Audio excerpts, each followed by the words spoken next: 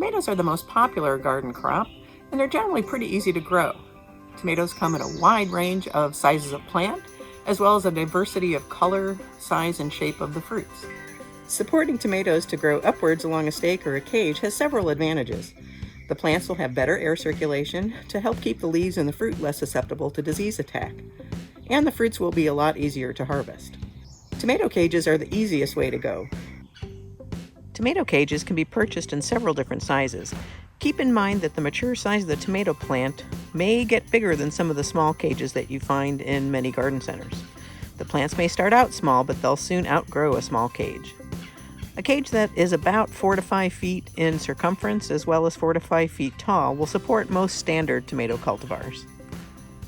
You can construct your own cage using wire mesh such as concrete reinforcement wire or field fence. Make sure that the mesh is wide enough to allow your hand to reach in and harvest the fruit, preferably about 6 by 6 inches. For additional protection from falling over, you might want to weave a stake in and out of the cage vertically until the stake reaches and sinks into the ground to a depth of about a foot. It's best to set the cage in place at planting time to avoid damaging the plants. For more information on growing tomatoes, come visit us at Purdue Extension online.